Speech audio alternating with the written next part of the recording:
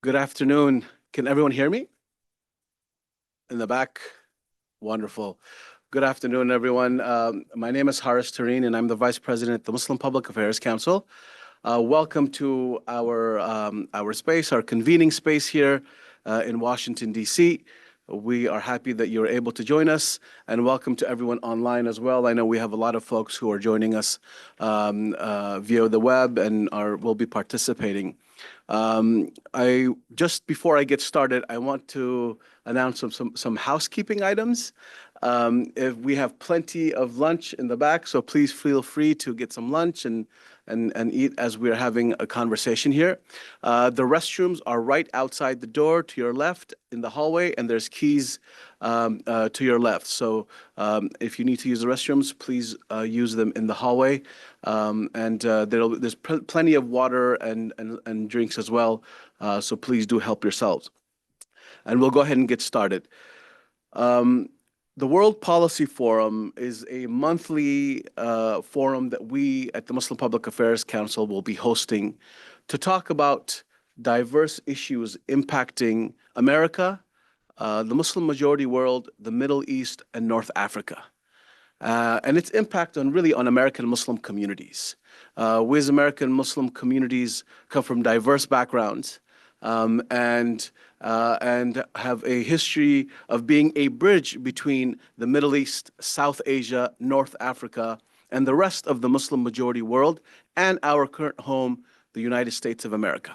And it is important for us to talk about these issues, critical issues, that are at the forefront of conversations here in Washington, D.C., on Capitol Hill, with the administration.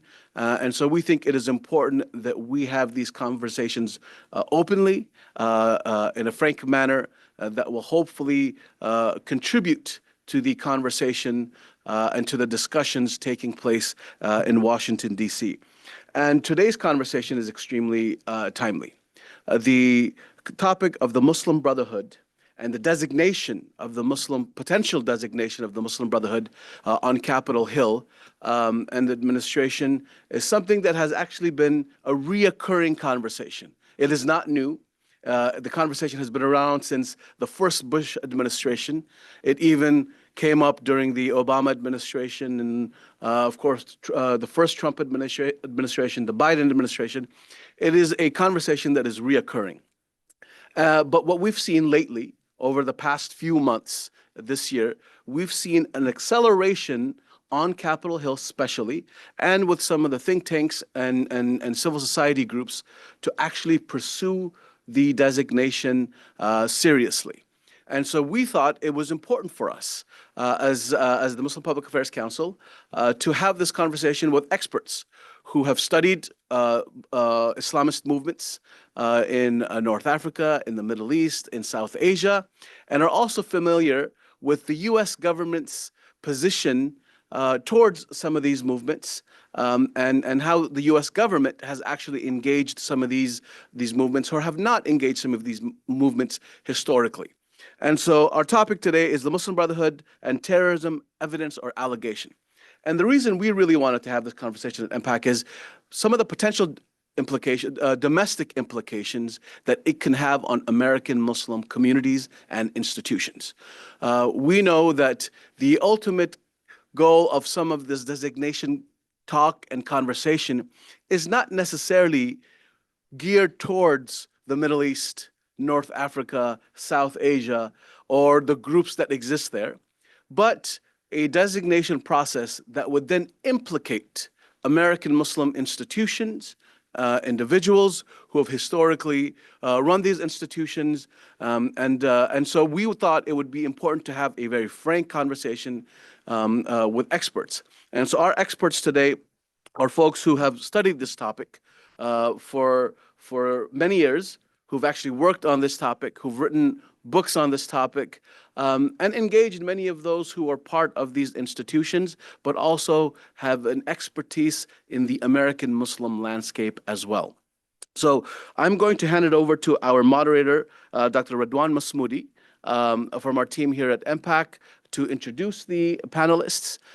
We will then have some opening remarks and questions, and then we will open it up to the audience both here physically in our space and through our online streaming as well. So again, welcome, and we hope that you have a fruitful discussion today. Thank you. Ridwan?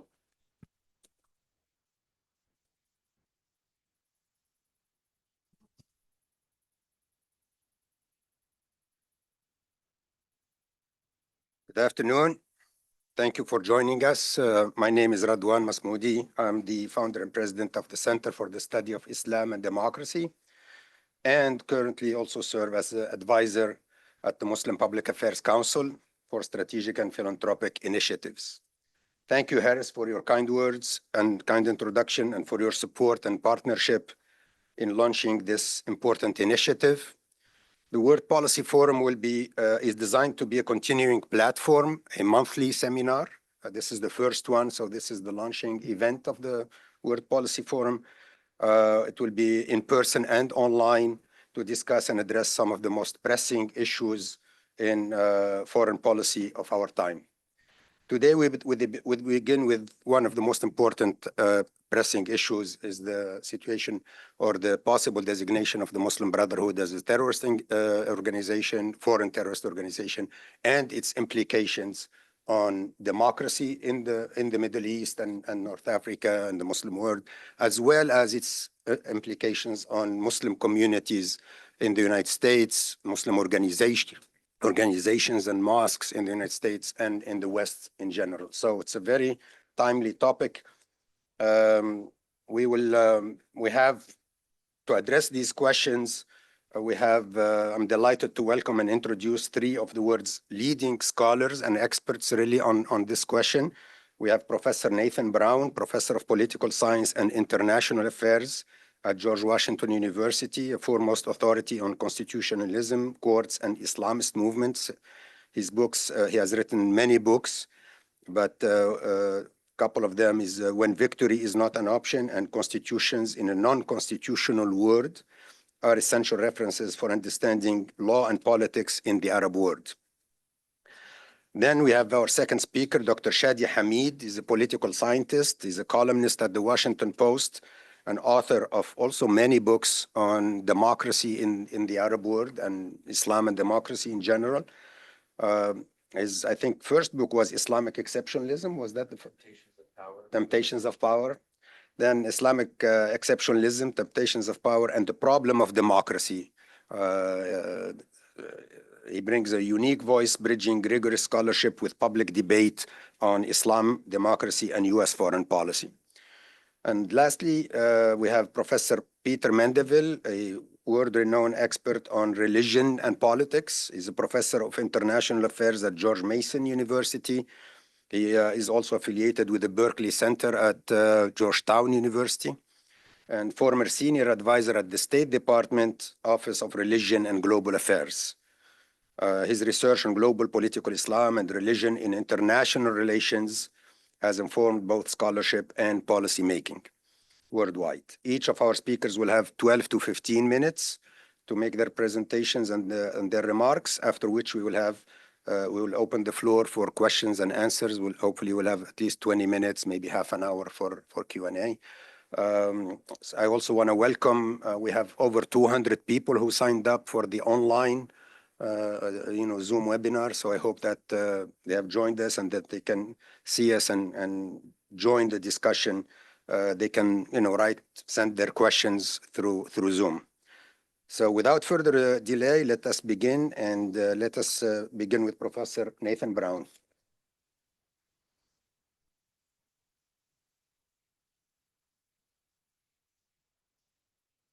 Yeah, thank you very much, Ridwan. Thank you to MPAC. I'm going first, so I think I should be the most general. It might seem that I'm going first as the senior member of the panel, but actually when I started researching Islamist movements, I sat down with a young grad student at Georgetown who's been doing it longer than I have, who actually gave me his whole Rolodex of contacts with me, and that's Shadi right here. So his hair is darker and fuller, but he's my senior. So I'll set him up, I guess. and then Peter can wrap up. So let me just talk about, if I'm going to be general, just what is the Muslim Brotherhood? And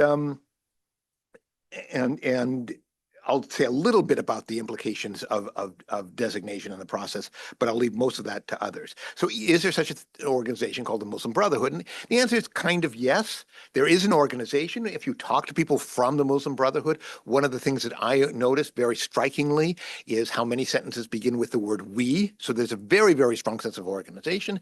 And I think there's a sense of mission, that there's something that the Brotherhood is about, or they'll talk about the manhaj, the model, or essentially a project essentially of reform of society, making the person, making the individual, the family, and the entire society more moral on Islamic lines. So those things exist.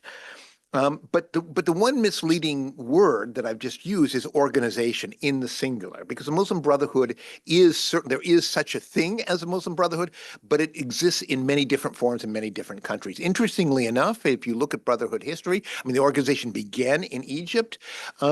But the question arose fairly early on, especially as members of the Egyptian Muslim Brotherhood went to other countries and sometimes advised or even began organizations in those countries. Was membership portable? That is, if you were a member of the Egyptian Muslim Brotherhood and you were active in Kuwait, were you a member of the Kuwaiti Muslim Brotherhood? And the answer fairly early on was no, that these were different national organizations, that they shared experiences, they shared the general model. They shared an awful lot of sort of curriculum and documents and ideas and so on, but they were organizationally distinct. And that was wise because all the Brotherhood often prides itself on being very practical. The practical issues in each society were very, very different. So each society would know, each organization would know the appropriate way to behave. And this played itself out very obviously in ways in which various organizations behaved. At a time, for instance, when no member of the Jordanian Muslim Brotherhood would have an official meeting with a member of the United States government, because the United States government was occupying Iraq. This was after the invasion of Iraq. The Iraqi Islamic Party, which was an organization that sort of developed partly out of the Iraqi Muslim Brotherhood, was actually cooperating with the American occupation. So, and if you'd ask Jordanian Muslim Brotherhoods about this, they would say, yeah, well, that's Iraq. This is Jordan. And so every country, every movement had to decide its own way. They were aware of each other. There is some kind of loose and formal linkage between the two. When I was at the Carnegie Endowment, working on this 15 years ago, we had a series of meetings with Brotherhood activists from various countries. And I remember asking them, so how often do you meet? And the answer was consistent. Whenever you call us together. So again, they were very, very aware of each other, but some of the introductions of leading members were ones that I personally made to each other. So it makes more sense to think of the Muslim Brotherhood as a set of organizations that watch each other, that follow the same kind of model, and so on. Now, but that are organizationally distinct. Is a Muslim Brotherhood involved in terrorism? Well, if you look at the sort of whole range of Muslim Brotherhood organizations and you look at standard definitions of terrorism, the answer would have to be some have been. That is to say, if you define most definitions of terrorism center around attempts to harm civilians for political purposes in order to intimidate or spread fear. And the Muslim Brotherhood in Egypt in the 1940s it was engaged in some assassinations of civilian political leaders. So it certainly would qualify at that time. That was more than half a century ago. And more recently, I think you would have a much harder case. Hamas is obviously an organization that has engaged in terrorism as according to any kind of scholarly or legal definition. Hamas's relationship with the Muslim Brotherhood is complicated. In a sense, it was formed out of the Muslim Brotherhood, but partly in reaction against an older generation of Palestinian Muslim Brotherhood leaders whom they saw as insufficiently active. The movement's formal name, the Movement of Islamic Resistance, is essentially there to say, wait, we need an Islamic resistance movement, this was back in the 1980s, to take to act alongside the non-Islamic movements, the nationalist movements, the Marxist movements, and so on. And the older generation of Muslim Brotherhood leaders are simply sitting around waiting for things to happen and trying to become better Muslims and leaving the resistance field. And so it was partly a reaction, as I say, against the Muslim Brotherhood leadership, but also drawing on, to some extent, the Muslim Brotherhood model. So it's a little bit distinctive, but I think in any definition, any, as I say, academic or legal definition, certainly you would qualify it that way. Most other Brotherhood organizations, no. The Jordanian one was legal entity until fairly recently. The legal situation in Jordan is enormously complex. In Kuwait, you've got an Islamic movement that has legally recognized faces that simply participate in charitable or other activities. So you really have to go almost case by case, and the answer for the vast majority of Brotherhood organizations is no. So let me say something about this designation process. So this is something that exists in American law, and it's actually been growing in American law over something like 3 decades at this point, centered around some version of the definition that I just gave, but setting up essentially a process, an administrative process, an interagency process by which to decide as the group to be designated. Now, when I look at the results of that process, I say it's certainly politically inflected. That is to say, who gets on the list and who gets dropped from the list and who's not even considered does to some extent reflect in a very general way American political priorities. But when I talk to anybody who's been involved in the process, I say this is really serious. It's tedious. It's gathering an awful lot of information. It's coordinating about different agencies and so on. And so the idea of doing it legislatively, that is making an end round around that entire process, is something that looks a little bit odd. It is clearly politically motivated rather than, as I say, kind of motivated by any process, any kind of legal process. It's essentially trying to amend the law to give the result that the advocates of designation want and cannot get through the existing legal process. So it's to tailor the law specifically to get the result that they want for an organization. I will say that's odd. It has sometimes been done for Palestinian groups, but to do it for the Muslim Brotherhood, something that isn't even clearly, as I say, a single organization, is particularly problematic, especially, and I should leave more of this to the other speakers, but especially when you read the text of the proposed legislation, it is one that is potentially extremely far-reaching because it essentially presumes, you would almost think that who's ever writing this has kind of the organization model of organized crime, something that exists below ground, but has all kinds of above ground legal entities that appear in kind of different ways, shapes, or form. And so the effect would be essentially to take this group of organizations that exist in many different countries in many different forms, sometimes legally recognized, sometimes in political systems that aren't going to allow legal recognition for an organization like this, kind of tying them all together, and anything that looks vaguely associated with them is potentially implicated by the legislation.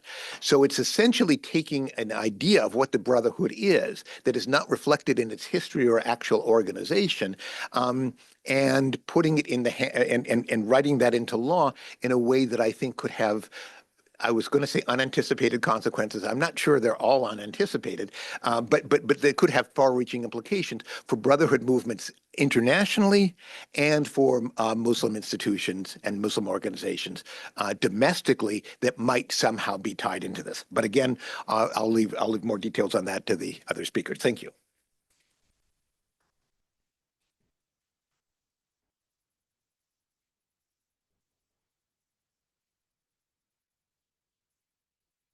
Okay.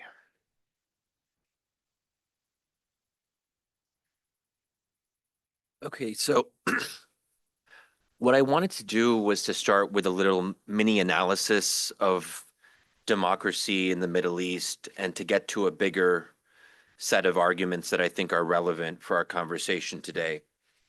So, it's interesting, and I had to kind of think through this a little bit this morning. If we look at the countries that are partial democracies in the Middle East, or at least are on their way to becoming democratic, we have 3 cases in the region: Iraq, Lebanon, and Syria. And if we add to that Libya and Yemen, two countries where Islamists hold some degree of power, then there is a lesson that becomes more clear from these 3 to 5 examples. And it's not necessarily a lesson that I love. The lesson is this: power works, violence works. And the only guarantee of success is to have both a political party and an armed militia. Obviously, Iraq, we have several Islamist parties, both Shia and Sunni, and they all have been involved in some kind of armed resistance or rebellion at some point over the last 20 years and much longer than that, actually. And in Lebanon, we have the case of the most obvious case there of Hezbollah, which is both a political party and an armed resistance group. Syria is fascinating. I was just actually in New York last week for the UN General Assembly, some things on the sidelines.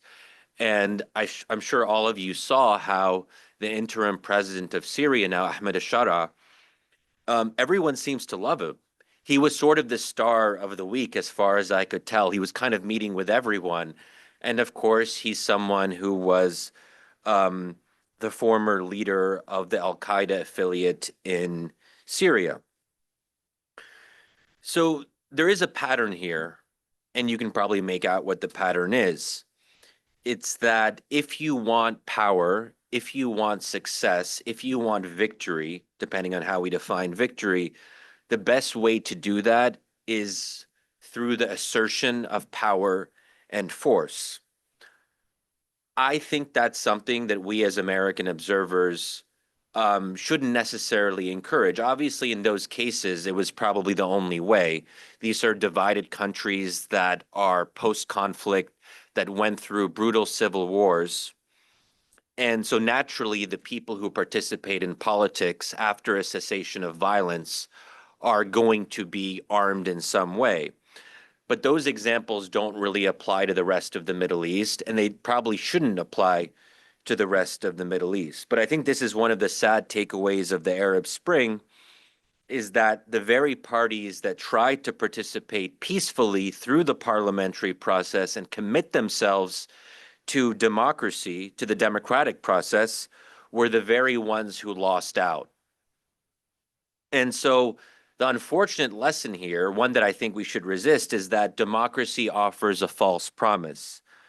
And we as Americans are implicated in this, of course, because during the Arab Spring, we saw how Muslim Brotherhood and Brotherhood-inspired parties were trying to work through the democratic process, and we looked at them with suspicion, at best, and worse, and oftentimes it was worse than just suspicion. That's a whole different story on its own.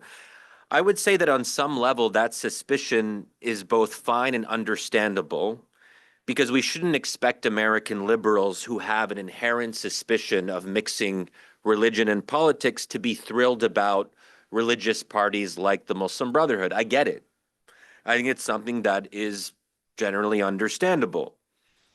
And religious parties, especially in Egypt and Tunisia, were winning elections.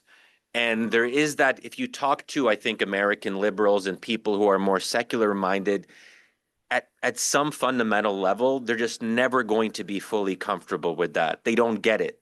The idea of Islamic law and trying to explain Sharia to them and how it operates from a Muslim perspective is always an uphill battle. But this is where I think we have to distinguish between what Americans might like in an ideal world and the reality that we see in much of the Middle East, which is that these are religiously conservative societies where large majorities want Islam and Islamic law to play at least some central role in public life.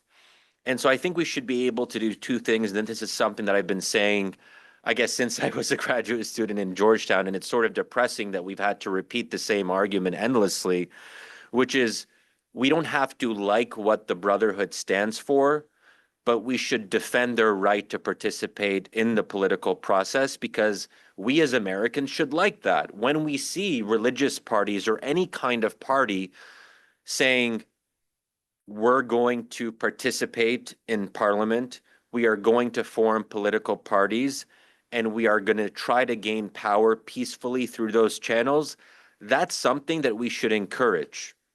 And it's important, again, distinguishing. You don't have to like the party. You can disagree with them on everything or some things.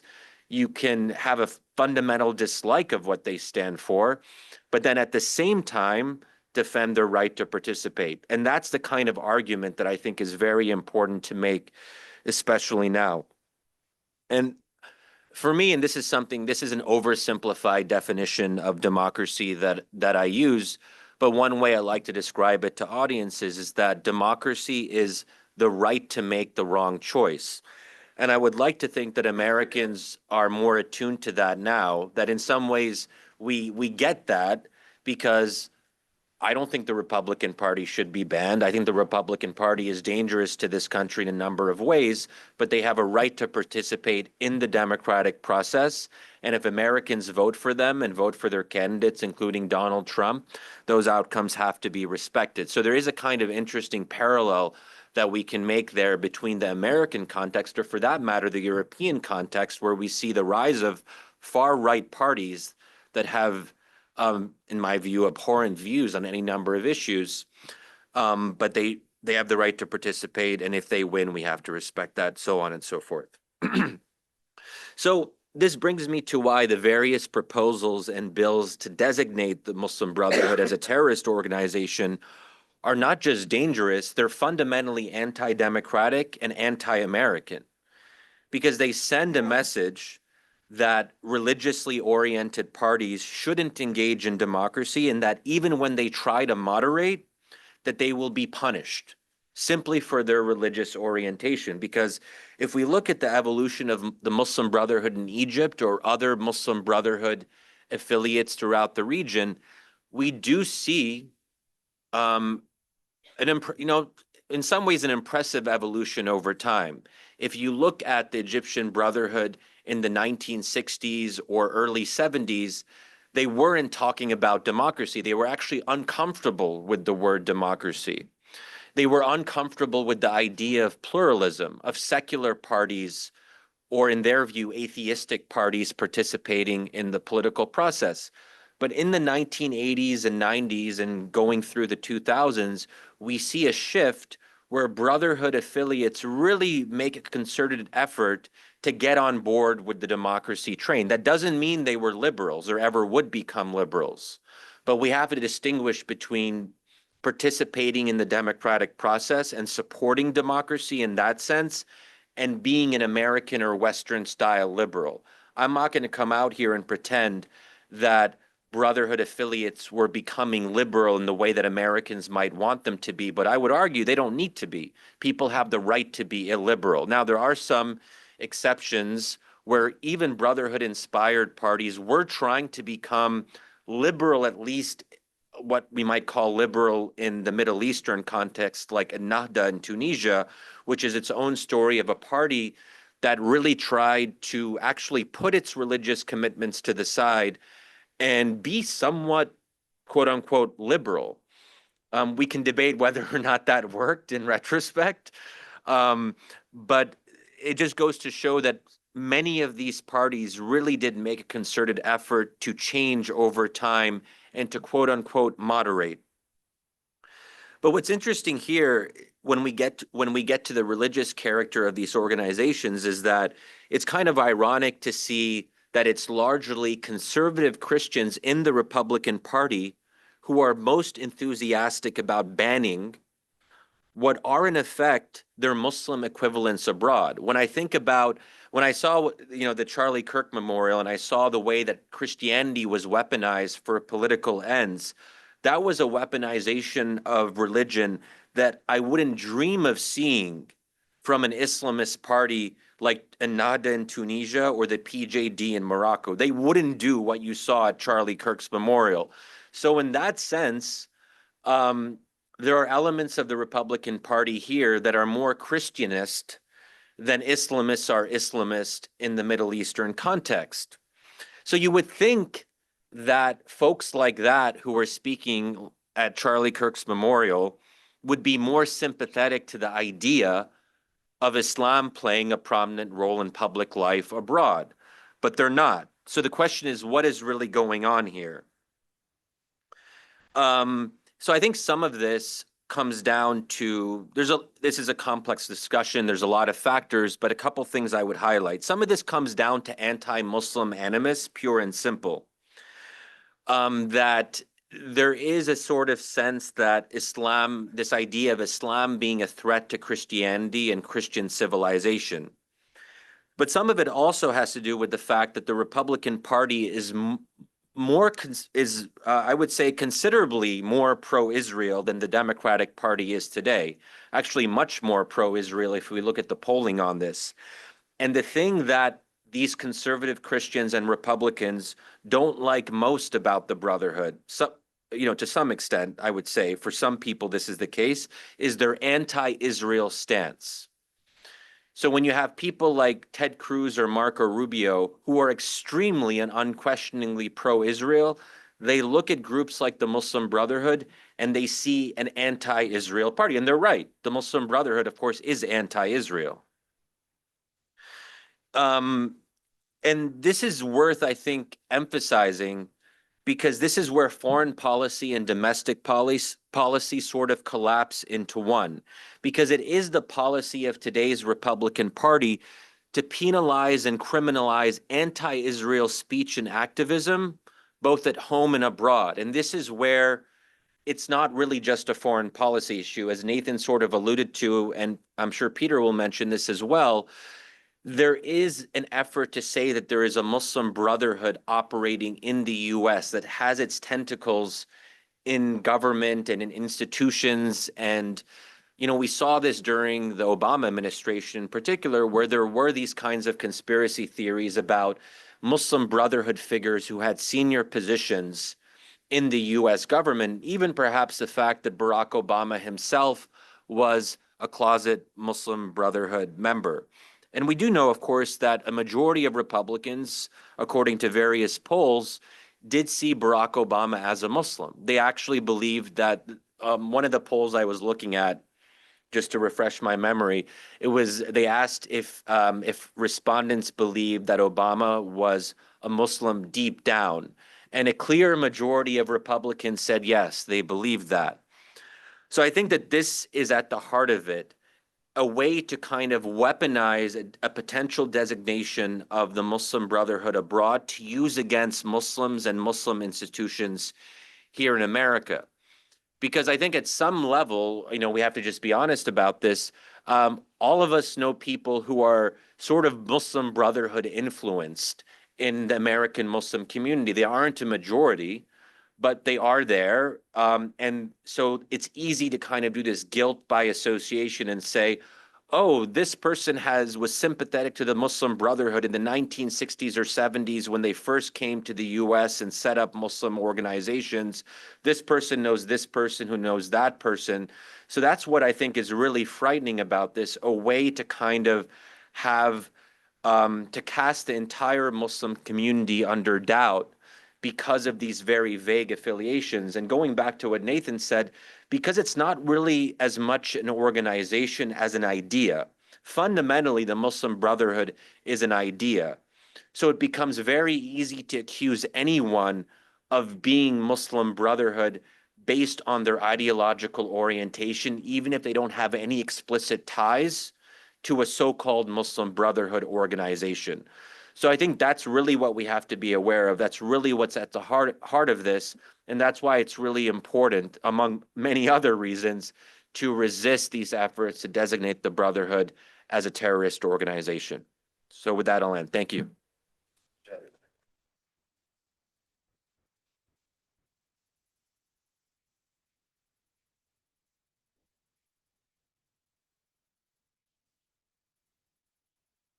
Good afternoon, and thank you very much for the invitation and opportunity to be with you today.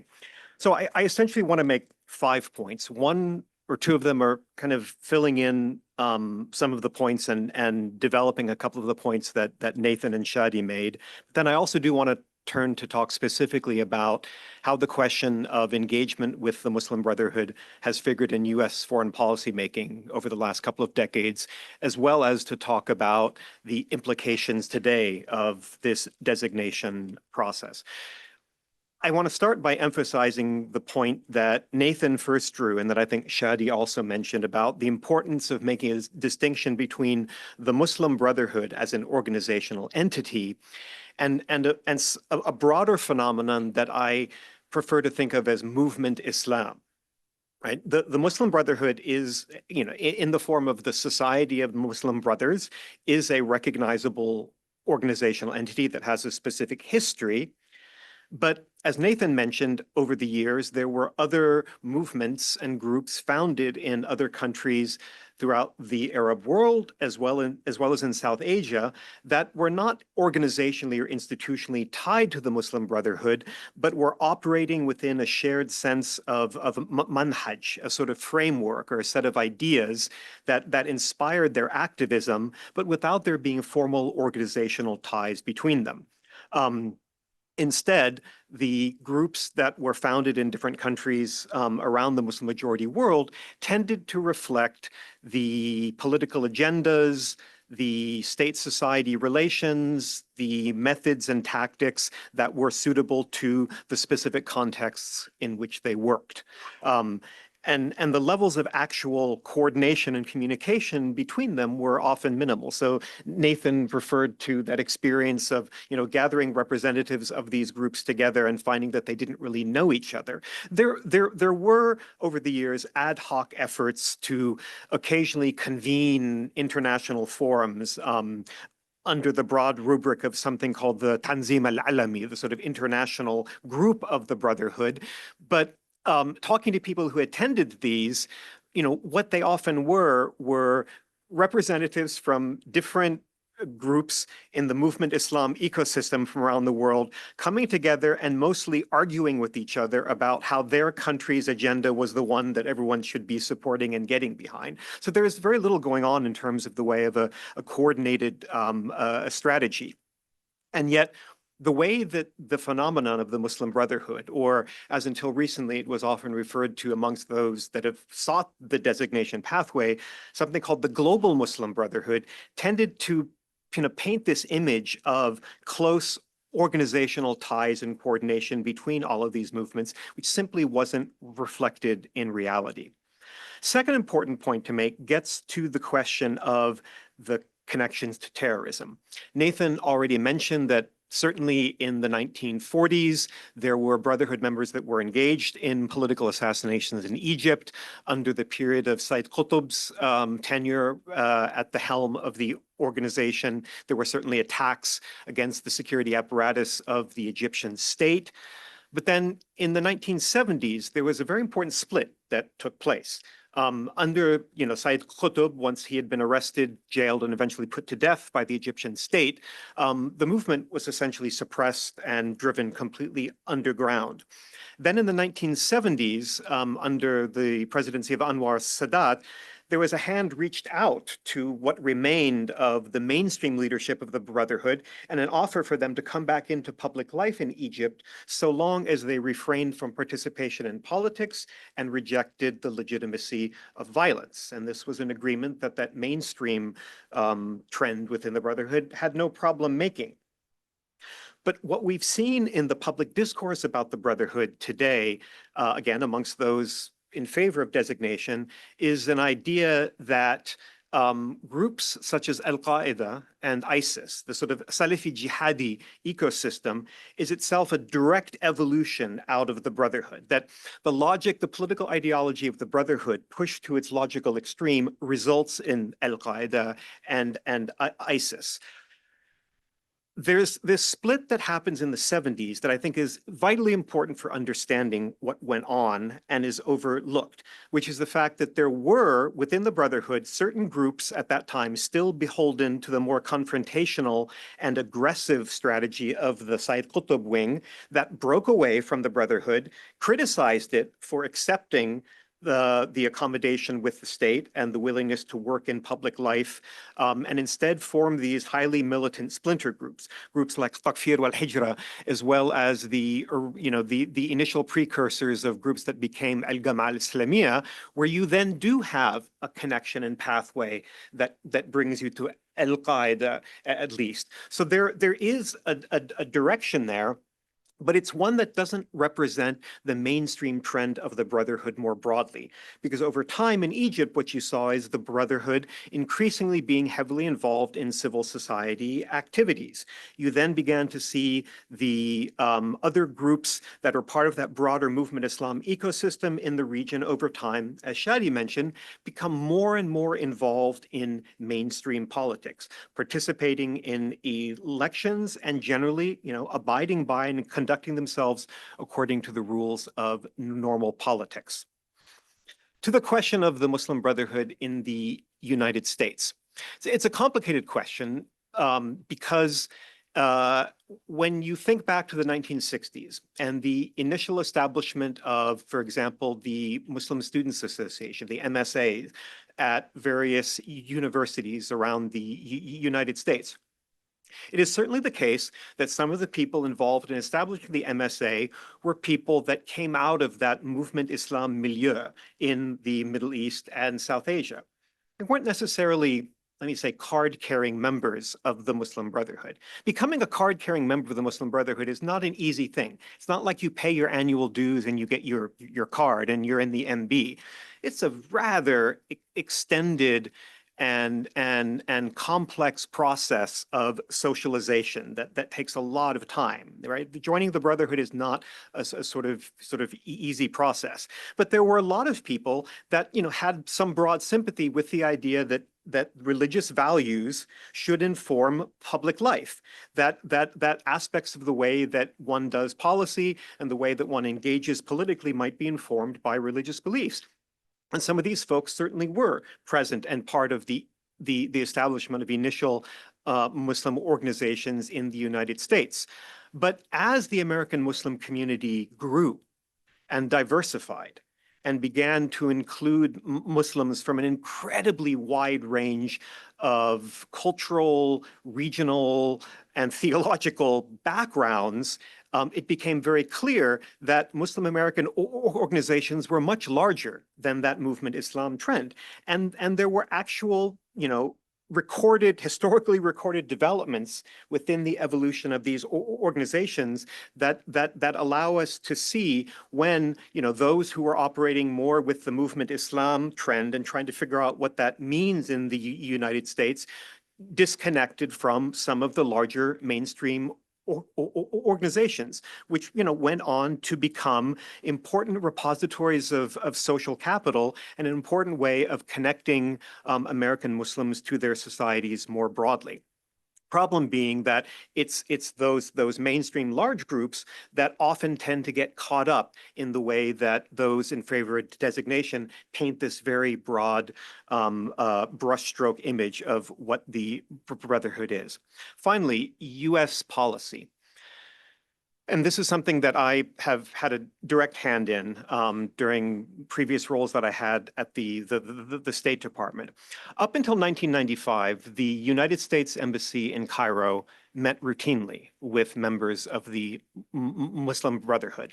This was just standard practice. It was well known that this group was highly influential in Egyptian society, and if you're trying to understand what's going on, you need to talk to the Brotherhood. So that happened as a matter of routine diplomatic outreach until 1995. And in 95, the U.S. State Department announced that it was ceasing contact with the Brotherhood.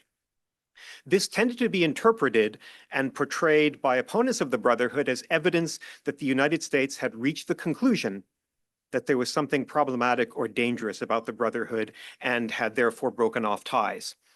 However, it was revealed subsequently in some, I think, offhand comments that former Secretary of State Condoleezza Rice made, that the reason the United States government stopped talking to the Brotherhood in 95 was not because of any internal policy determination that the US government had reached, but because the government of Hosni Mubarak had asked the US government to stop talking to them. So really that decision in 95, I think, tells you more about the US-Egypt bilateral relationship than it tells you about the US government's assessment of the Brotherhood. And indeed, by the time we reached the 2000s, the US policy of not engaging the Brotherhood seemed to be out of touch with the reality in the region whereby, as Nathan and Shadi have pointed to, these groups were fairly mainstream participants in the landscape, the democratic landscapes of a number of countries, including important security allies of the United States. Finally, the implications of designation. To my mind, there are three main problems that would accrue from the designation of something called the Muslim Brotherhood, particularly defined in this incredibly nebulous way that the legislation seems to use. Three particular problems. One would be the fact that there are a number of contexts in the Middle East where you have groups that would probably fall under this broad umbrella of the problematic definition that we see in the legislation, that are groups that are likely to be important in upcoming transitions in strategically significant countries to the United States. Shadi already mentioned some of them: Syria, Iraq, Libya. But there are countries that the United States has ongoing close security partnerships with: Morocco, Kuwait, where Brotherhood supposedly linked groups are, a central component of political society in those countries. And if American diplomats are not able to connect with and talk to these groups because they're designated as being tied to something called the Muslim Brotherhood, that I think actually weakens our ability to carry out an effective foreign policy. Second, I've talked about the potential implications for the sort of mainstream space of the American Muslim landscape, and the fact that so many of the organizations that are important pillars of these communities that allow them to connect to each other as well as to broader society around them would find themselves caught up on this. Finally, I think such a designation would be politically problematic for the Republican Party itself. We don't have a lot of information about the voting behavior of American Muslim communities prior to the 2000s, but what little data we have suggests that the sort of core locus of the political locus of the immigrant American Muslim community tended to vote Republican, which makes sense. These were well-educated, professional, pro-business, socially conservative communities, right? And at that time, that demographic would lean you towards the Republican Party. So in the aftermath of 9/11 and what has appeared to be a policy on the part of the US government at times to kind of securitize and demonize Islam more broadly, has really caused a shift on the part of the American Muslim voting mainstream over to the Democratic Party. But in more recent years, as we've shifted from the sort of an American context around these issues defined by the post-9/11 environment to a context defined by the culture wars, what you've started to see is the discovery on the part of some segments of the political right in this country that, in fact, American Muslims are their allies on any number of these culture war issues. That at the level of values, many of the debates and views related to things like abortion, transgender issues, LGBTQ rights, that there's actually great overlap between, say, conservative Christian evangelicals and many Muslim communities in the United States. And so by designating something called the Muslim Brotherhood broadly, which would have implications of designating potentially the mainstream apparatus that enables this community.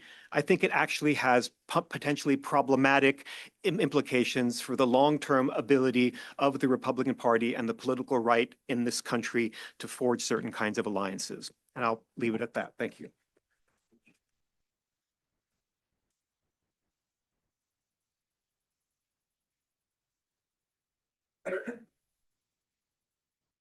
Thank you very much, Peter, Shadi, and Nathan for excellent presentations. We now have about 20 minutes for Q&A. I'd like to start by one that's obviously on my mind, which is the future of democracy. What will this do to the future of democracy in the Arab world if Muslim Brotherhood in Egypt or in other countries are, designated as terrorist organizations and therefore excluded from, political participation? Is democracy still possible? Is there a way to democratize these countries without, the large movements of Muslim Brotherhood? Also, the possibility of radicalization, if they are excluded from political participation, will this mean that, more members, or especially younger members, will be more radical or will become more violent in the future? Anybody wants to? Yeah. So, well, first of all, the part of the issue here is that the Republican Party doesn't really believe in democracy in the Middle East. So there is that. And also large portions of the Democratic Party, as I would argue we saw under Obama, undermining democratic transitions. After an initial period of optimism that lasted for about 6 months, you start to see the beginnings of a reversal. So, but I think that as Americans, by definition, we should believe in the ideals that we claim to uphold at home. And that's something that we have to keep on, I think, emphasizing when we speak about this issue, that America was founded with moral purpose. We are a mission-driven, ideological country, if you will. And part of our ideology is that we believe our ideals are universally applicable. And that includes in places like the Middle East. And, for all of his faults, George W. Bush was actually somewhat eloquent on this in a couple speeches he gave in 2003 and 2004 during the first Arab Spring, which we forget about. But again, he reversed himself for reasons we don't have to go into right now. But it is a theme that we see in American policy, this kind of seed of optimism about democracy in the Middle East. But then we see who wins, Islamist parties, and we're like, actually, maybe we don't believe in democracy as much as we thought. So, but ultimately, I would argue there will be transition somewhere, democratic transition somewhere in the Middle East eventually. Maybe not right away, but it's hard to imagine. The thing is, not very few people predicted the Arab Spring in 2010, 2011. The fact that it would start in Tunisia, no one really saw that coming. So we have to remember that some of these changes are hard to predict ahead of time, and we have to anticipate. We have to think ahead. These are brittle regimes that don't enjoy the consent of the governed. And for that reason, they're always teetering on the edge. Now, they can teeter on the edge for a long time. We've been talking about Egypt being on the brink for years now. But sooner or later, I do believe that something's got to give.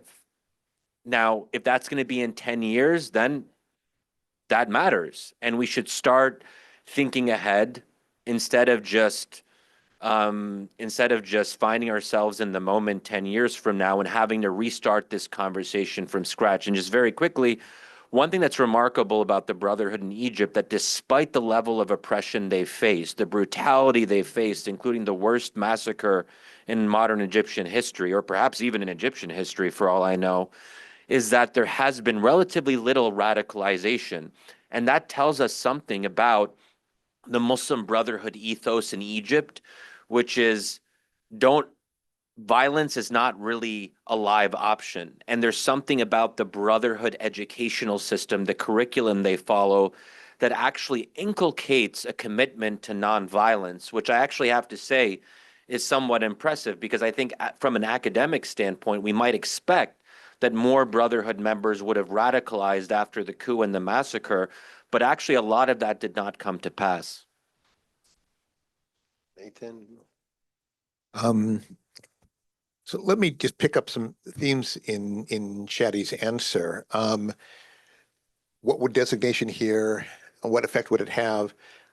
I think very little, because I think the damage has already been done. In a sense, sort of this movement milieu, which Peter talked about, going to tie to something that Shadi said, was gravitating in kind of a direction towards electoral politics. And that was killed at Rabah and at similar times at similar places in other countries in the region. So this idea that you form a political party, you run in elections, you get a fair share of the vote, you may even win the elections, that model doesn't work. Or it hasn't worked. I'm not saying it can't work. It just did not work. And nobody's really thinking in those terms that I'm aware of right now. What designation does, however, is it creates a language, right? When the Egyptian regime banned Muslim Brotherhood in what it was December 1948, there was no terrorism legislation. They banned it. Okay. When the Syrian government did the same, they banned it. But there is now this kind of international, I would say, just like Brotherhood movements borrow from each other, anti-terrorism legislation just kind of like moves from one country to another, and that's happening. But in a sense, that's already been happened. That's already happened. The Brotherhood has been designated in many countries a terrorism, essentially because there is this international language. I will say one other thing that's a little bit more hopeful. I think, so if you look at the political process, and this sort of hopeful democratic moment, I think, of a decade, a little bit more than a decade ago, has expired. That doesn't mean these societies are stagnant. And here I will say something that is just extremely impressionistic. But when I travel to some of these societies that went through the events of 2011, or the years before and the years after, I do find some dynamism. It's not in the political realm. It's in the social realm. It's in cultures. It's in art. It sometimes expresses itself in art. Just in how youth communicate with each other. I think these are much more dynamic societies than appear. And we're not necessarily going to see that in any predictable form. This is where I'm going to end the same place that Shadi does. This will express itself politically in some way at some time. I'm just not sure how. But if I were hopeful for a sort of a more democratic future, I wouldn't look right now specifically at the political process, but I would basically just start paying a lot more attention to how young people talk to each other. Peter? So I think I would just add that I would agree that those interested in designating the Muslim Brotherhood right now here in the United States don't care about the region. They're not thinking about the region when they pursue this outcome. Because not least of all, because as Nathan mentioned, due to pressures from countries like the UAE and Saudi Arabia, there has been a region-wide effort to suppress and dismantle the infrastructure of movement Islam in the Middle East. So it's not like there's this thriving entity inclined towards political violence in Egypt called the Muslim Brotherhood that needs to be designated now, right? The MB in Egypt has been decimated. Rather, the current designation effort has as its endpoint the American political landscape. And so I think the conversation about this issue needs to keep its focus and eye on that side of it. Thank you. So we'll take one question from the audience, and then do we have questions from the Zoom participants? Okay. I saw Jamal first, and then Isam. Use the mic, please, behind you. Thank you. Just 3 points. First one, what I have heard from, at least from Shadi, it's a sort of litigation about Muslim Brotherhood, that they are good, they have the right, all of these things, as we are in a court. From my point of view, what we need actually more, a real politique approach to understand Muslim Brotherhood as a historical phenomenon in 2 dimensions. First one, it is a transformable organization, Muslim Brotherhood in 30s, totally different from what they been in 50s, 70s, 90s, and now. So it's not one phenomenon. It is in a continuous transformation. This is one. Second, when we are talking about democracy, also again, what most of the talks, it's sort of litigation. From my point of view, democratization, it's an outcome of a real conflict in the societies, whether we like this or we don't. This is the history of Europe, and this is also what is going on in the Arab world. There is a counter-revolution, whether this counter-revolution use the slogans of anti-Islamism or anti-Islam, but in fact, it's anti-democracy. So democracy also, it's an outcome of a real, concrete conflict in the region. It's not a matter of Jamal, do you have a question, no, please? Because no, just Okay. these 2 points. comments. Okay. Yeah, that's Okay. it. Isam? Thank you all for a very informative session. I do want to bring it down to the U.S. context. I think what Dr. Mandeville mentioned, that really you look at the question and the efforts, and you come back to the American scene as possibly being the focus of the aftermath of what happens with the designation. And if we look at Senator Cruz and the efforts that have been done through the Congress, I mean, they're taking it to a different level. They're switching the burden of proof now. They're, as Professor Brown mentioned, they're like asking the administration basically to come up with reasons to designate, as opposed to asking them to go through the rigor of the legal process to be able to deliver. And they're using a multi-layered process to be able to use the easy designation of the already designated groups, and then build a structure where they would point to other groups that arguably have connections with the MB through their history, through their interactions, whatever, and use these as through material support or through guilt by association, and so on and so forth. So again, it is a politically motivated, concerted effort to get to it. Having said that, I think I concur fully with a lot of the kind of like theoretical or maybe intellectual foundations for a lot of what's being discussed. The question is, how do we, given the current administration, given the way it has been enacting, and it has been, by the way, designating cartels and smaller groups as terrorist organizations, several of them, in fact, over the last few months, using executive order as a way to do it. Knowing the administration, knowing how it works, knowing Congress in its current state, how do we develop a strategy now that we're concerned about the aftermath of something such as a designation, both on the Muslim American community and I think on the American society as a whole? I mean, I think we're constitutionally, we're challenging constitutional foundations. How do we approach this best? Because a lot of them, they're going to look at these arguments and it doesn't make sense to them even, they're going to still continue with whatever they want. So I wanted some insight on how people think that this should be countered. Take one more question from the floor. Yes, please.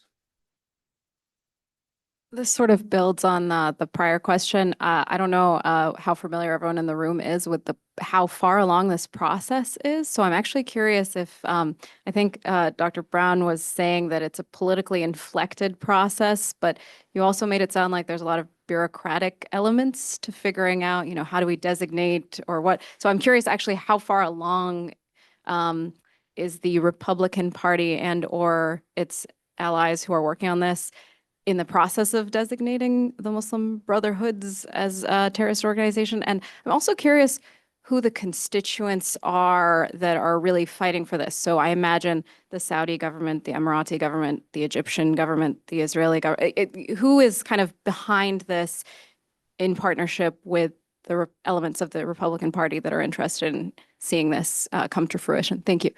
Thank you. You can answer any of the three questions or comments. Well, to engage the question about, how does one approach this problem. I mean, I think what one doesn't do is to try to tell very nuanced histories of the evolution of the Brotherhood from the 1940s through the 1990s. Those that are pushing this designation process, they don't care.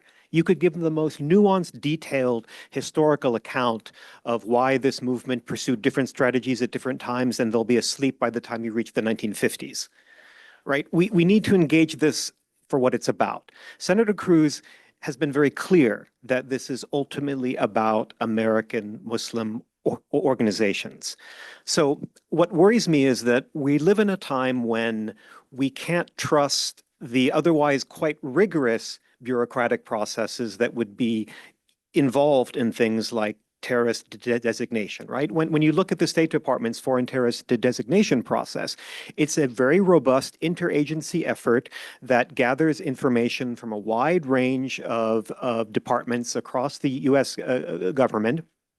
And when that effort has been tried in the past, it has always failed on the merits because the US government did not have information suggesting that the Muslim Brotherhood was involved in terrorism, and or the effort was to designate something called the Global Muslim Brotherhood that has no organizational form that could be so designated.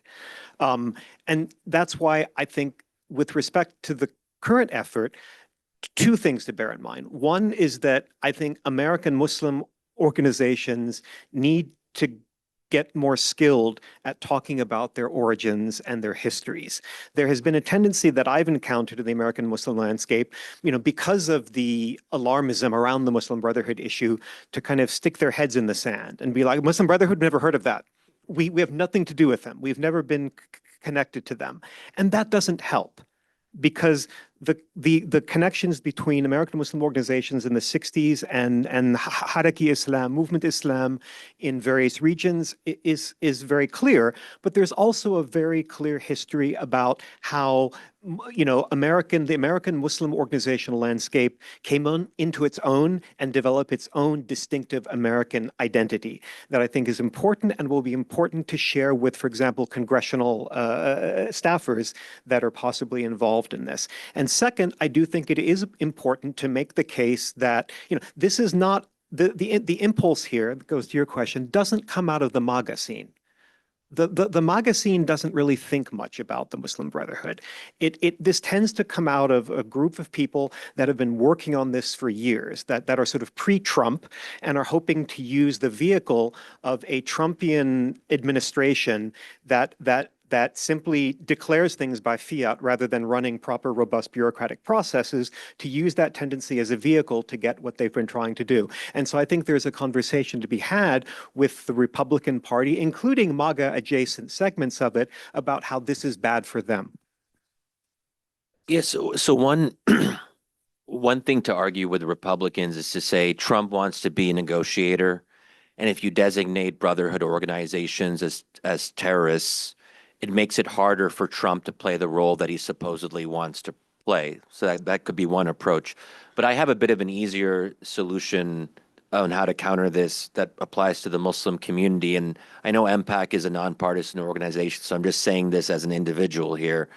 But let's hope Democrats win in 2026 next year, the midterms, and let's hope they win in 2028. The Republican Party, in my view, and I don't know if this is controversial, but it's just obviously not a home for American Muslims. There is overlap on social issues, I get that, but I think that, we've seen over the last, 8 or 9 months that these ideas that there could be a future for American Muslims in a kind of Trumpified Republican Party, I think it's very hard to make that argument now. The Democratic Party sucks. It's feckless and pathetic. But I think that when push comes to shove, we have two choices. And I'm under no illusions now. And I supported Kamala very reluctantly. It was a game time decision that I had to make. I know a lot of us struggled with that. But now I think it's clear what we have to do in the future. That's just my opinion. Well, most of the discussion is about American politics, where I don't claim any great expertise. The one lesson I would get from Peter's remarks is in response to your question about strategy, don't invite Nathan Brown, he'll put everybody to sleep. And I think that's essentially right. I mean, I don't mind putting people to sleep. That's my job as a professor. But as politically, no, that is not the strategy. I don't know about the partisan argument you're making. My impression, by the way, and this is very impressionistic, is kind of the social conservative overlap. That's older generation, younger generation. My impression doesn't think quite the same way. But I'd come back to sort of Peter's story, which I actually think is both powerful and I think, it's not my area of expertise, I think it's accurate. That what you have is, if you're talking about American Muslim community, that is a sort of in the single, that is something that has sort of a real set of institutions. They emerged over the last half century or so, and they emerged as an attempt to try and find a way to have Muslim communal life in an American context. And that means an American legal context. That means kind of reinventing Islam. So it was, a mosque could go where there were legal provisions for a church. It could become religion as Americans understand religion. And that's there right now. Essentially whatever its origins, and its origins were partly in the Ikhwan, or people from the Ikhwan, they had a mosque in the country that they came from. Okay, how do you build a mosque in America? They were asking questions like this. But the answers as it operates today these are thoroughly American institutions. And so there is a sort of a distinct set of institutional forms that fit in very easily in this country. That would be the story I would tell. And like I say, I think it's true. Okay, we're going to take 2 more questions from the floor and maybe 1 or 2 questions from the Zoom webinar. Yes, the lady. Hi, I want to thank you all.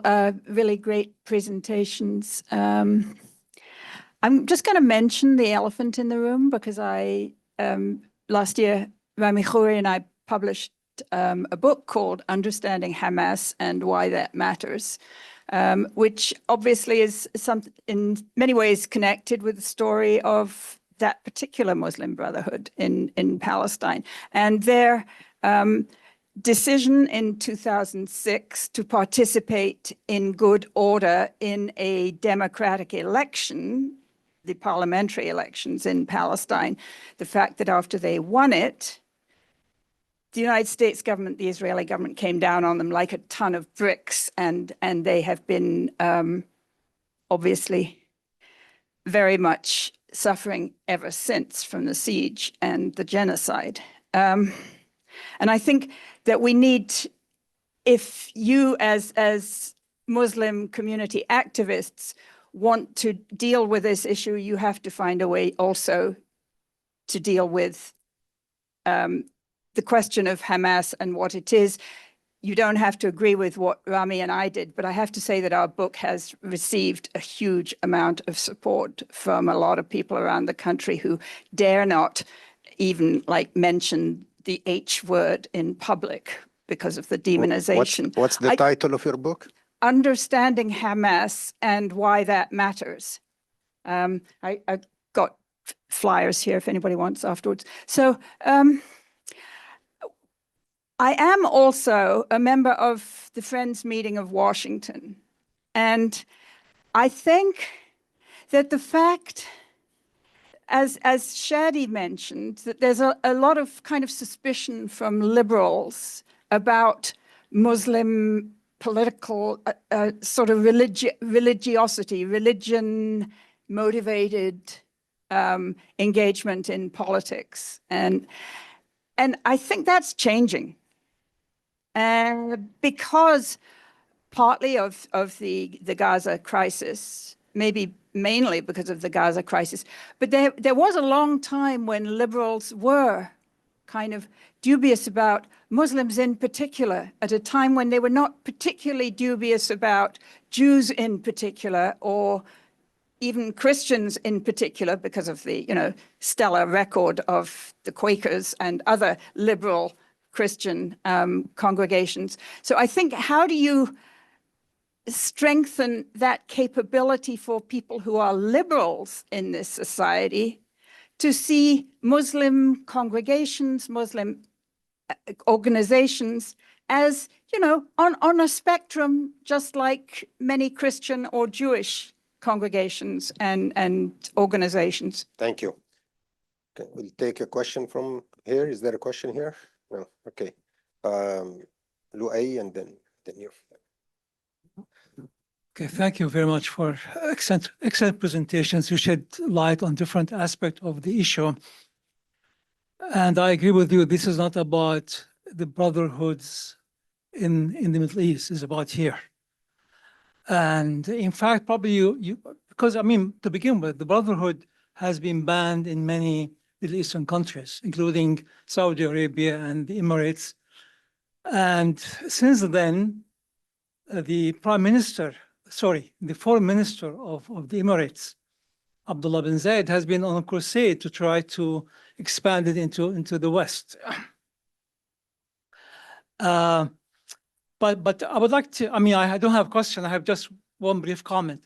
I think the best approach really is not, I agree with you, it makes no sense to try to look at the history of the organization or to focus on it to begin with. I think the approach of Muslim organizations should be on the fact that this is an American. This is anti-democratic. This is the beginning of unraveling the American democracy. If they can do it for the Muslim, they can do it for anybody else. I mean, that should be the approach. And if you do that, then probably many Americans will stand, you know, with us. Not, but if you take it like it's a Muslim thing, it's not a Muslim thing really. It's an attempt to sort of entrench this autocratic new approach to the United States that has been, of course, celebrated by the MAGA and with the current president, Trump. So I think that's what I would like to say. And by the way, Abdullah bin Zayed is already on record designating impacts and care and many Muslim organizations that are vital for the civil liberties of this community as brotherhood organizations. Thank you, Luay. We have a couple of questions from the participants in Zoom. Okay, yeah, we'll come back. Oh. We'll come back. We could answer those maybe. Yeah. Answer these or take few more? No, Answer the, Just we'll forget. okay, all right, okay. Go ahead. Okay, I could start since okay. So, the elephant in the room, Hamas, I just want to say a couple of things on that. First of all, I think there is again, an unfortunate lesson, which I sort of alluded to in other cases, that when Islamist parties try to do what they're supposed to do, they get punished for it. And that's sort of, Hamas was trying to go in a particular direction, and then we saw what happened afterwards. We didn't respect the democratic outcome as Americans, and we should have, since I mean, the Bush administration did know that Hamas was participating, and that was part of the overall understanding, even if, yeah. So if you want them to participate and then they win, you got to respect that. And, you know, Condoleezza Rice was shocked. She was on her treadmill at 5 a.m., the kind of lore of the story, and she almost fell off her treadmill when she found out the results, whatever. But so I think that that's one point we have to make. That said, that Hamas no longer exists. And I think that I am of the view that the American Muslim community should be very clear and not equivocal about their condemnation of Hamas and what it did on October 7th. But that's a different kind of maybe discussion that's maybe outside the scope of what we're doing here. But I don't think there is really a place for, I mean, you can understand Hamas as a political organization, but I don't think it really is particularly helpful to be what might be called sympathetic towards Hamas, in part because of what they did. So I think that in that way, it's very hard for American Muslims to talk about, because it's sort of this thing that, oh, like, how do we talk about it? And there are some disagreements perhaps in the community about the best way to kind of approach a delicate issue. But I think politically, that's sort of I would personally advise a certain kind of approach, which would be like it's not that difficult to say that what Hamas did was a terrorist act and they targeted civilians. Over 700 out of the 1,200 people who were killed were civilians. The rest were security forces. So clearly, this is a mass atrocity terrorist attack. So I don't think it's like rocket science, but I think at the same time we can say that a movement is a terrorist organization, but also understand their history. Those are not in opposition with each other. We did that for Al Qaeda. We did not to say that those are equivalent to Hamas, but I think it's possible to academically approach an issue with nuance, but to also say, yeah, they're a terrorist organization.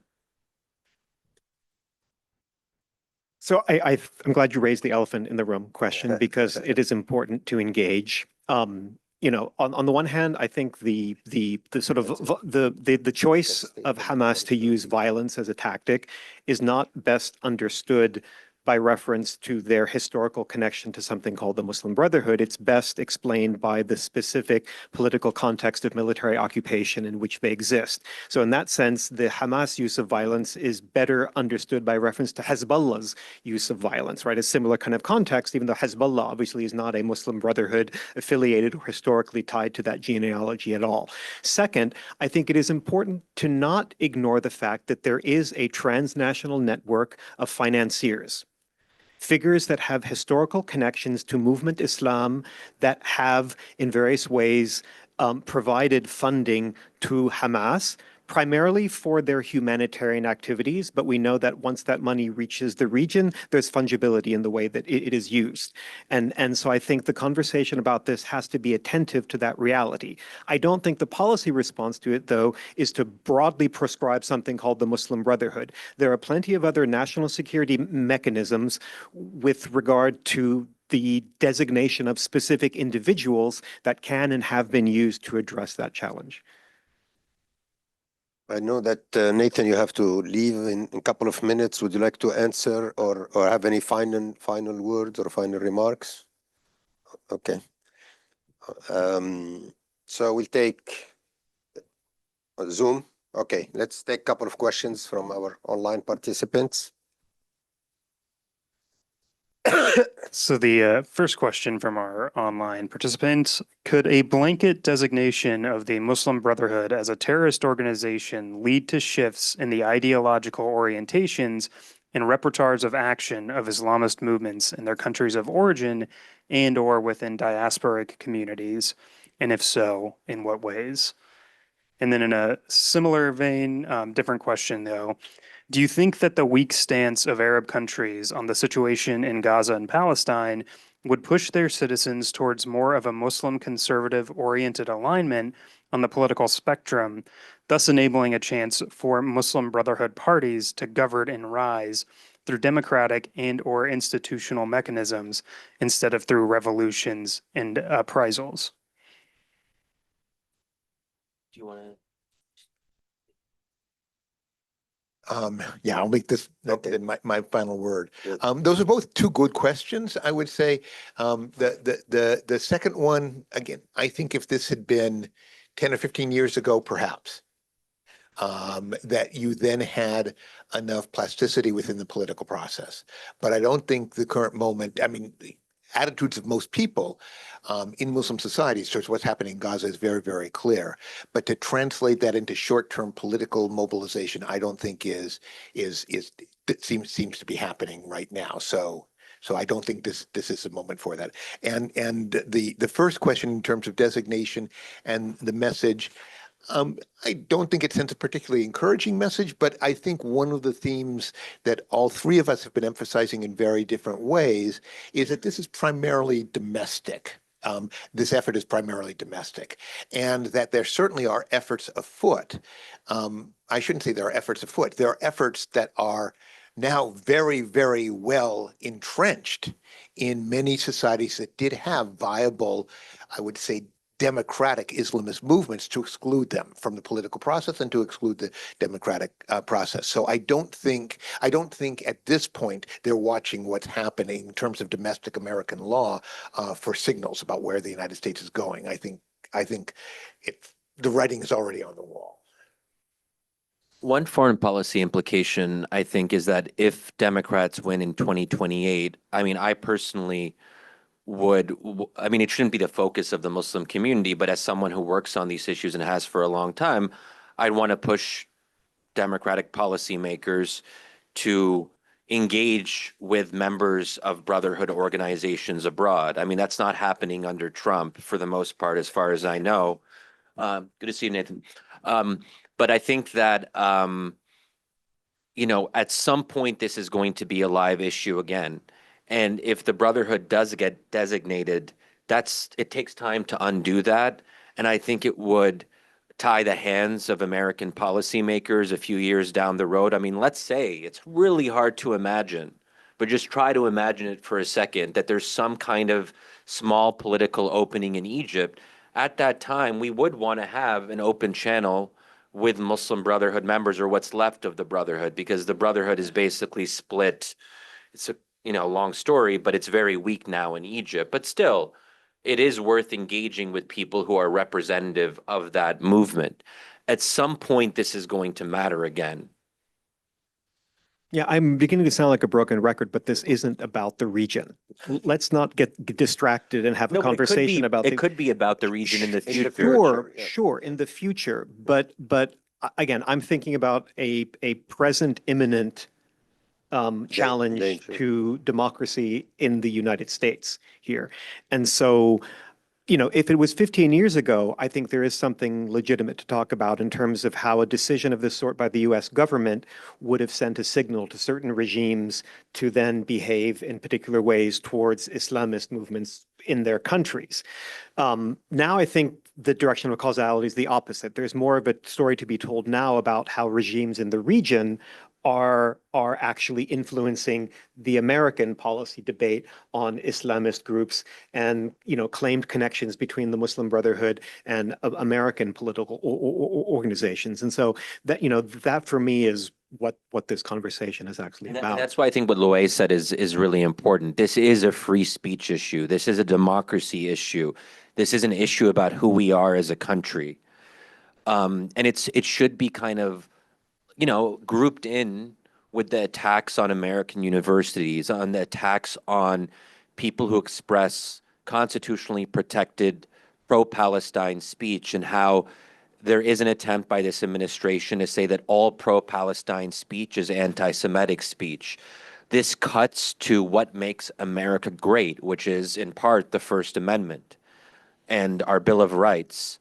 And so if this comes to pass, or if it's in process, I think that's the argument that folks on the Democratic Party side, because no one of the Democratic Party should be talking about, well, actually, as we've talked about, here's the history of the Muslim Brotherhood, and here's why it's not a good idea. No, this is a free speech issue, and it's a way to counter the authoritarian inclinations of this administration. And it's an authoritarian attack more broadly.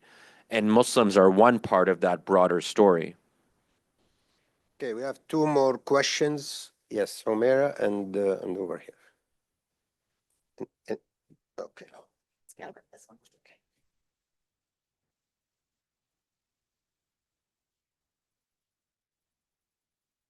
Thank you. I will keep it domestic. While the legislative process may or may not go through it, and it takes a while to work through the legislative process. At the same time, we're seeing parallel designations which are happening through executive orders. Antifa has been declared a domestic terrorist organization. It's a movement. It's not an organization. We have a new domestic terrorism strategies and push, and there's a push happening in that space, which there was never before. Right? Because if you start creating designations for domestic terrorist organizations, at that point in time, again, think of how many of us are going to be impacted. Is there potential ways, like if there's an executive order tomorrow, right? An NPS, whatever, number 9, comes out and says, hey, Muslim Brotherhood in the US is a domestic terrorist organization, right? What should be the right steps or the steps for organizations and individuals to protect themselves? Because that's going to hit pretty much all of us in this room, right? 6 degrees of Kevin Bacon, no one is going to be exempt, right? If you start to do one step, who is, who isn't, next. So what do we do? I mean, Last but question. right, Peter, doesn't that not have a lot of legal import if it's just an executive order? I mean, you know about this more than I do. I mean, they can do that, but it doesn't have a lot of like legal implication as a State Department process would, right? Well, there was a time when that was the case, but I don't believe we live in that time anymore, given the rapidly evolving norms around the legal standing that things that the White House declares have. So in theory, that should be the case, that it should not have anything like the standing of a finding out of the very robust either Department of Treasury or Department of State processes for identifying and designating terrorist organizations, which then trigger a very specific set of requirements in legislation with respect to funding, contact, et cetera, et cetera.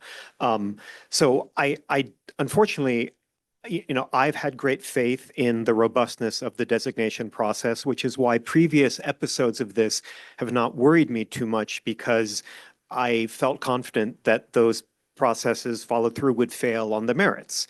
But given the environment we live in now, Humera, I think that precisely the contingency that you mentioned is one that American Muslim communities need to be prepared for. And I think that, there's a combination of responses that would need to be triggered by that. Many of them are legal in nature. I mean, that is an incredibly important terrain on which to contest these kinds of claims and designations. But there are also efforts to reach out to allies in American society more broadly, around the narrative of the Americanization of the American Muslim landscape. Many American Muslim organizations today have close ties and partnerships with non-Muslim groups and neighbors and communities in their midst. And so I think that will be an important point of it, including including in red, blue, and purple states.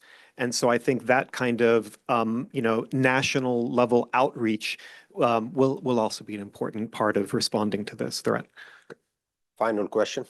Thank you. Finally taking my question. I happen to be an author, and I've written a memoir, and I happen to be a lifelong Republican. I've written a chapter on a Muslim Republican in the Trump era. I just want to follow up. You see, I believe our work is here. And we talk about Middle East and Brotherhood. I was born in India. I came here in 1969, probably before some of you were born. I went to Aligarh Muslim University. I never heard of Brotherhood there at that time. And really, I know I communicate with the grassroots Republicans all the time. Someone mentioned the MAGA doesn't really care about Brotherhood. It's the congressional leaders, whatever. And I have developed relationship because I lived on Treasure Coast. The Congressman Brian Mast, everybody hates him because he can't talk to him about Palestine. However, I educated him about our diversity. We're not a monolith community. You never hear of any terrorism coming out of 220 million Muslims in India or Indonesia. So my question is, I'm going to keep it short as much as I can.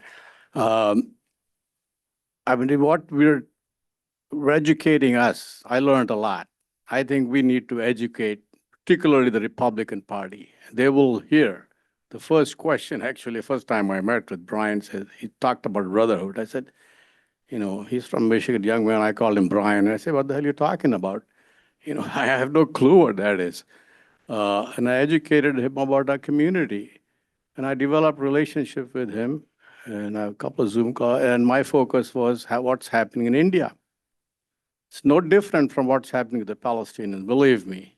There is genocide in Assam, there is lynching.